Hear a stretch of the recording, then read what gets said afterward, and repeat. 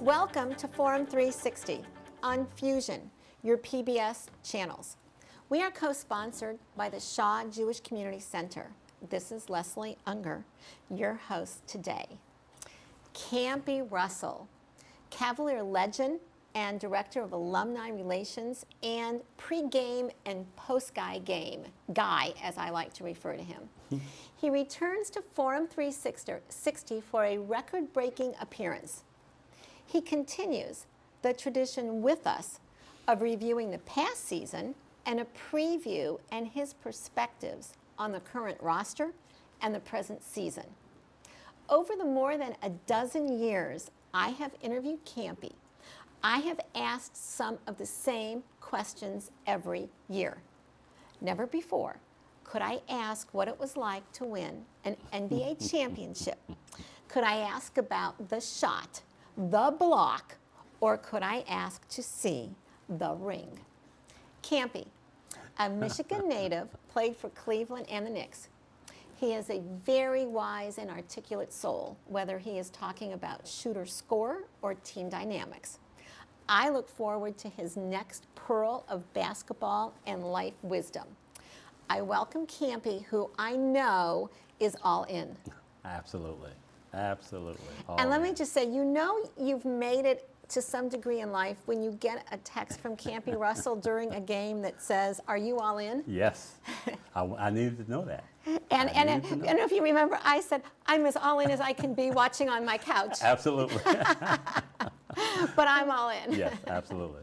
And Northeast Ohio is all in. Well, they were, and evident by the fact that we won a world championship because of the support that not just Northeast Ohio, but the state of Ohio and all the surrounding areas just wanting to see this Cavalier team win a world championship. You know, I had planned to go chronologically, but it's just too appealing to let me just jump ahead and then we'll go back. What you said because of. So you're a professional player playing a very physical and mental game. Yes. But so what part do fans, either in an arena or residents in a state, what part do they play in a playoff series?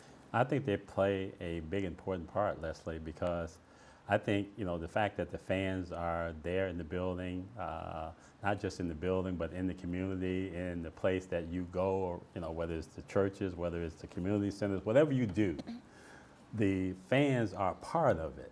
And not only do you want to win it for yourself and for your teammates and for your organization, you want to win it for the fans, because the fans are the things that help drive us as players, that help us go to another level as players or as a team. So the fans are vital to the success of a team, you know, whether it's baseball, whether it's basketball, whatever.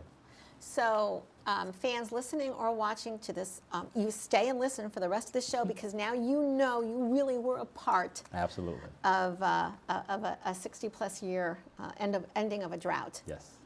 I was in New York City last January in the men's shoe department, actually, recharging my phone when I read about the firing of David Blatt. Mm-hmm.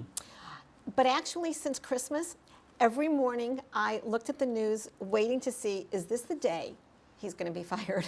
Is this the day he's going to be fired? Let me ask you, from a basketball perspective, what did, and I say David Griffin because he has pretty much owned that this was his decision. Absolutely, right. What did David Griffin see that we, the fan, looking at a team first place in the Eastern Division, and a team that had gone farther into the playoffs than anyone could have imagined without Kyrie or without Kevin Love the year before? What did David Griffin see that we didn't see? Well, it's kind of hard for me to kind of look into what David saw. Or what did you see as a former player that we don't look through that lens? Well, I think if I tried, I can't, number one, I can't get into David's head, but I think David had to have a feel that something wasn't right in his own mind about the team. Yes, we were, had one of the top records in the league, yes, a lot of good things from the outside. If you are from the outside looking in, it all looked well. But I think we all have to give David a lot of credit Yes. to sit there and look at all the success that's going on, but in his heart and heart, in his mind of mind, there was still something was not right. So for him to make that decision at that particular time, I think you have to give him a lot of credit, because most general managers or anybody would not want to make that call because there's so many things that look like it's going right. Yes. So in his mind, he evidently felt that things wasn't going as well as, in his mind, as the general manager should be. And he made a decision along with our ownership. And now we have a retrospect to look at that decision, Yes. right? You know, and when, you know, Coach Lou came in, you know, he's a former player. Yes. Why are so many NBA teams coached by former players? It seems more than any other sport. When you look at football, you don't see that same, you know, scenario. I think it's, baseball, you see it a little bit, but Yeah. not necessarily the top players and not in the same way. So why is it so much more important to NBA players or for the game to have played it? well, I think it's like anything, any experience that you have. You know, you have to have some experiences in that area.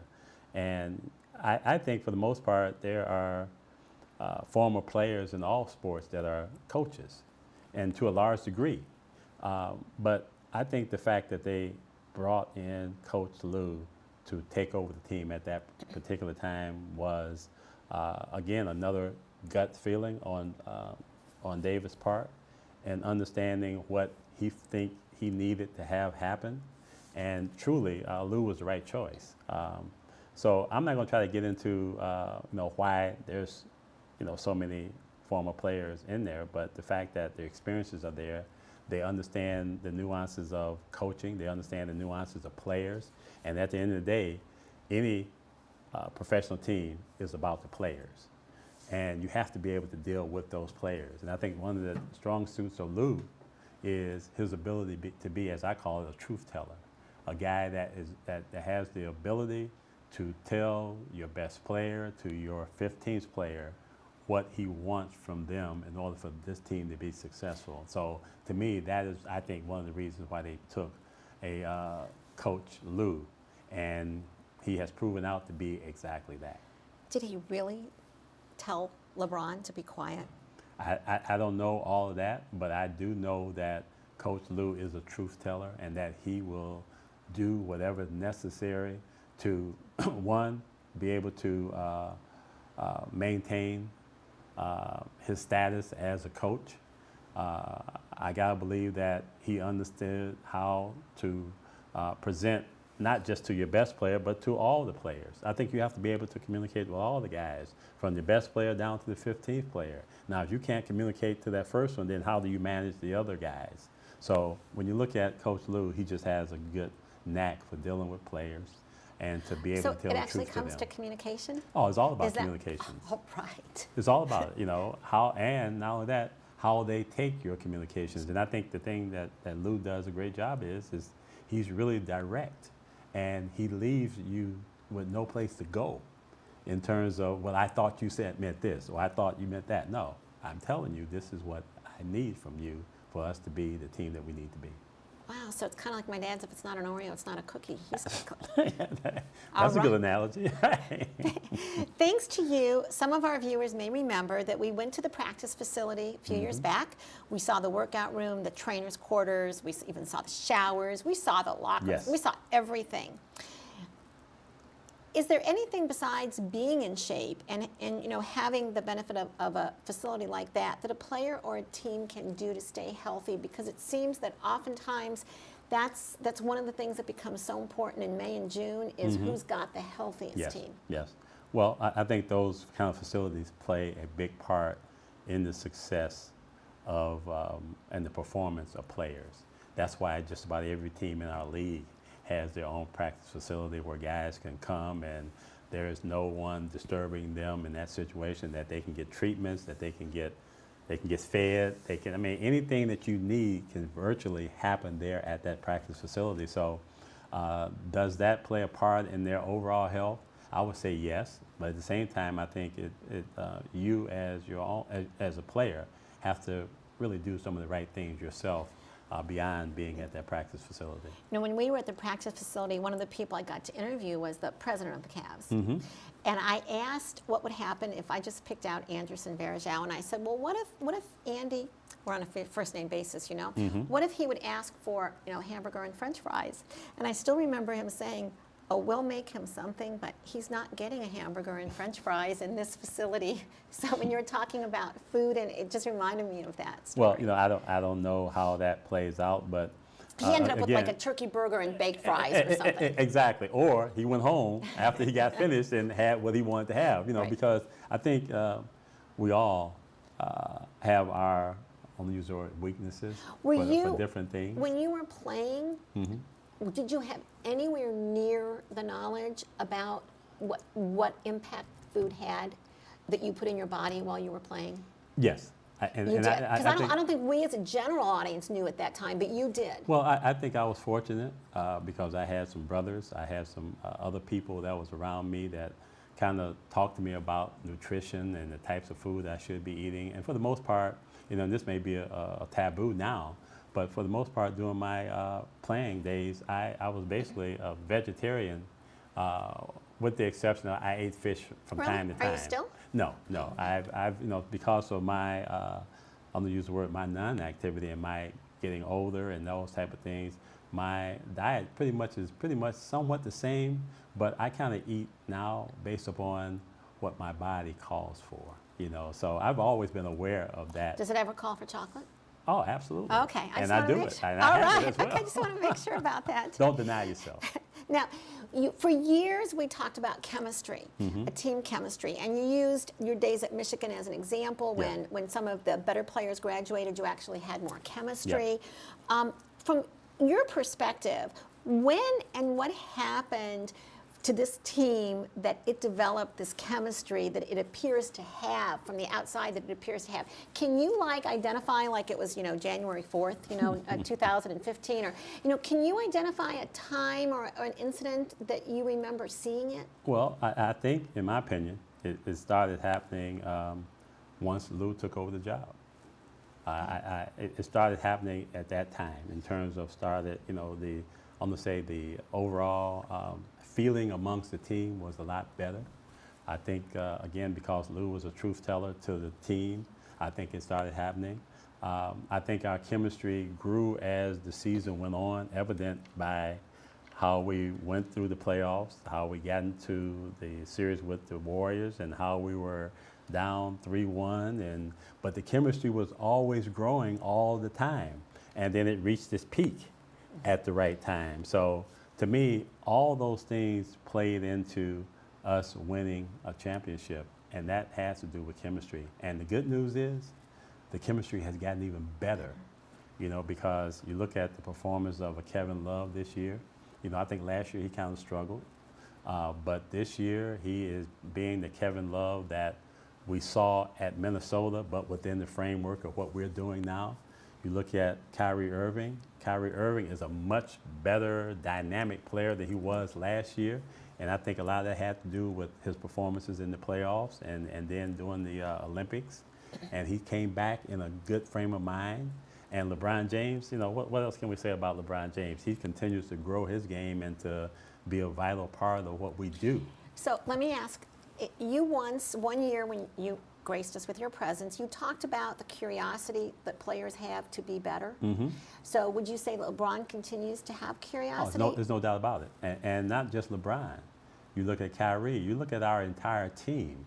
They're all curious about trying to continue to grow their game because it's vital if they want to be in the league, if they want this team to be relevant for an extended period of time. There's a lot of things that plays into it, but wanting to get better is always the thing that you want to continue to do in our league because you have to continue to get better. And in life. To stay around, yeah. And really, life to plays anyone into listening, to continue to get better. Absolutely, absolutely. Today, we have the honor of having Campy Russell, Cavalier legend, pre-game, post-game guy that you can see if you're On when Fox you're watching Sports the games Ohio. on Fox Sports Ohio, and he is telling us and soon going to be showing us the ring.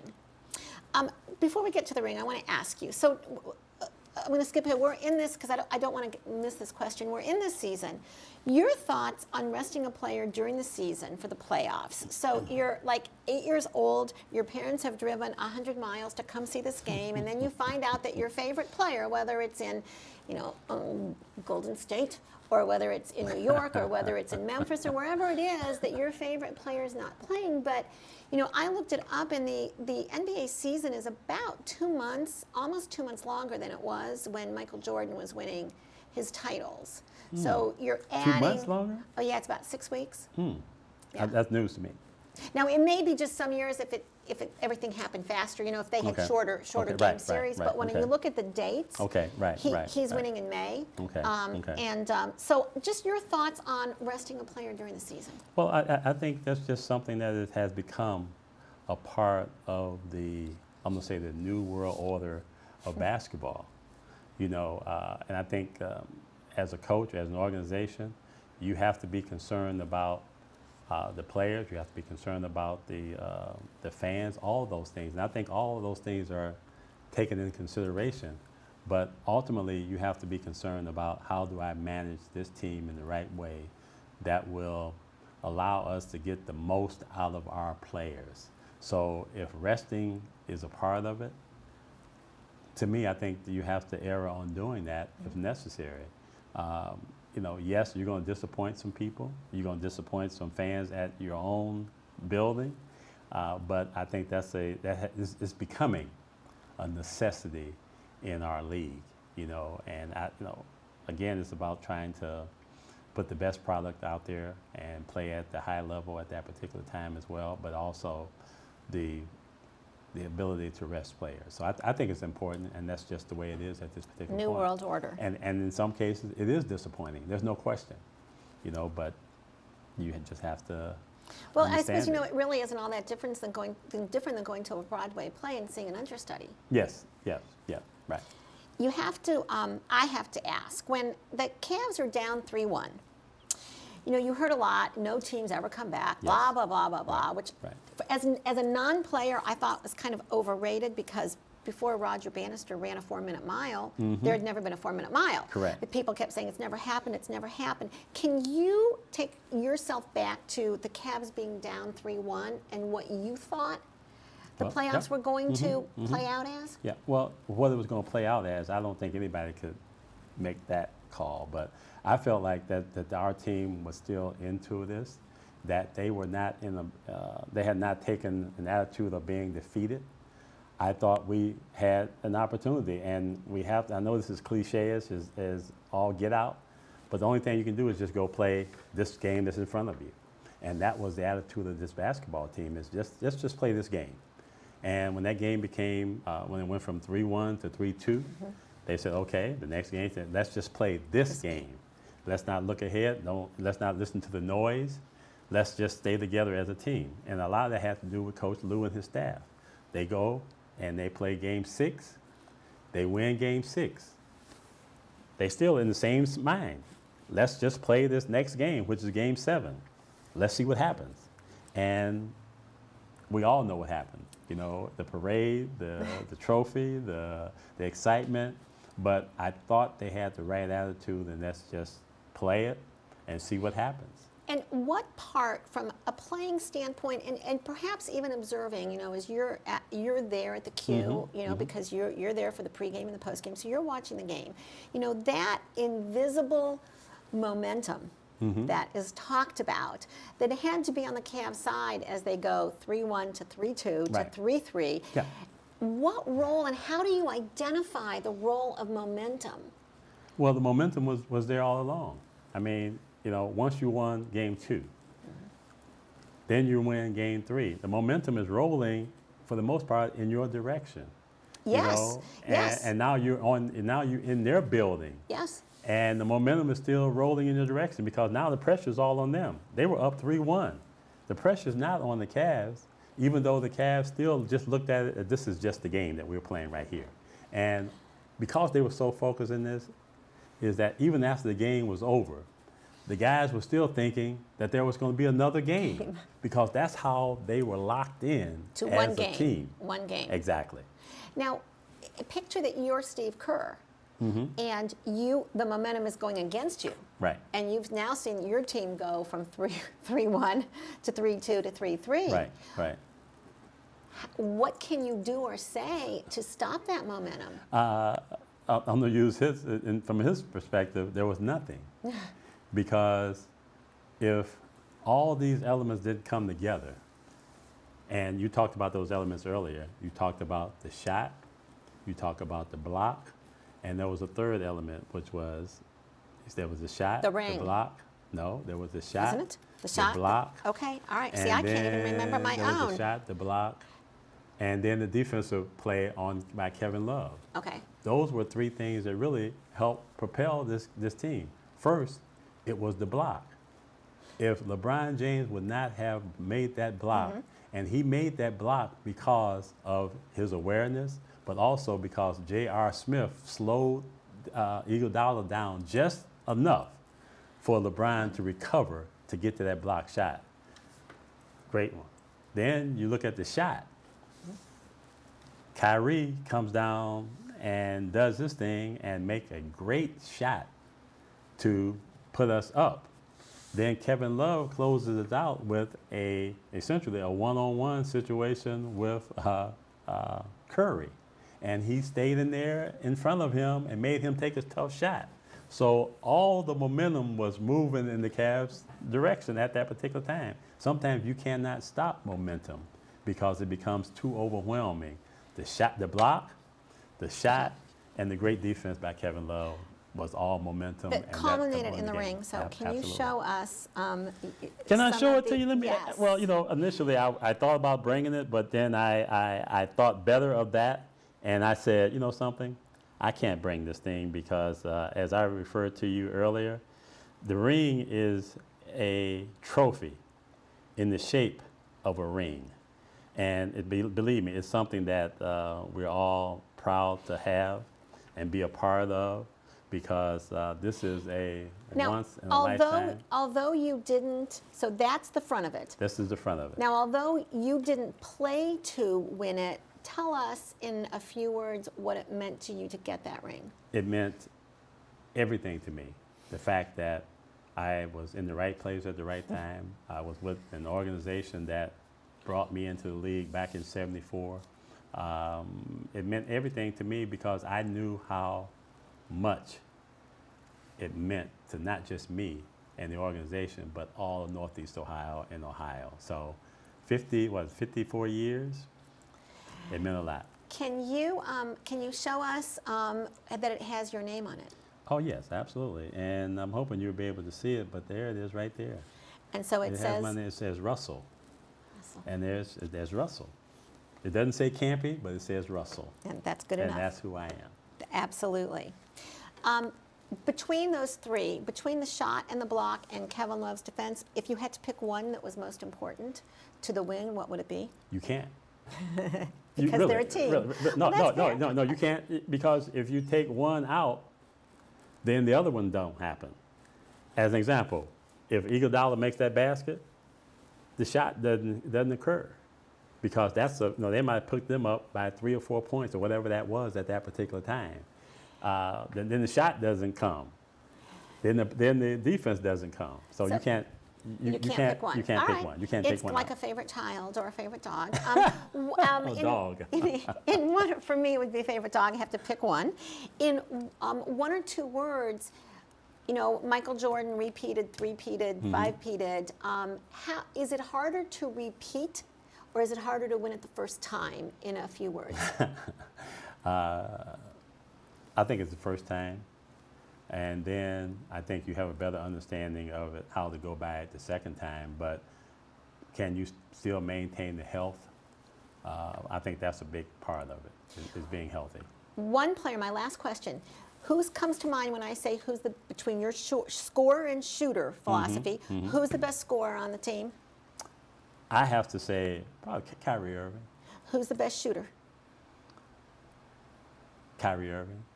Okay. Hey, The I thought best you were shooter gonna and say- scorer? I thought you were going to say JR, and I was going to ask with shirt or without shirt. Hey, you know something? On anybody on this team, I would take Kyrie Irving for both of those. Wow. Shooting the ball and scoring the ball. Wow. Now that's a pearl of wisdom. Thank you for joining us today on Forum 360. This is Leslie Ungar, your host today, who promised you pearls of basketball and life wisdom and did deliver on that with Campy. I say it each year, I interview Campy Russell, Cavalier legend. He is a very wise and articulate soul. Campy has shared some of his NBA experience with us. He played the game and has the ability to talk about it so that we civilians can understand. You now have a little cheat sheet. Now you have an understanding of some things to expect and some players to watch for this season and in the future. Remember the points Campy has told us to look for throughout the season. Kyrie, remember the ring. This season of get back to the finals and repeat. There is much about every season and sport that we don't know. But we do know that Northeast Ohio is better for having the Cavaliers and today, Campy Russell and the ring. You better be all in when Campy texts you and asks. Thanks for joining us today. Forum 360 is brought to you with support from Electric Impulse Communications, Kim and Harvey Nelson, Rubber City Radio Group, Acronist.com, Hudson Cable, Medical Mutual of Ohio, Forum 360 supporters, and the Shaw Jewish Community Center of Akron.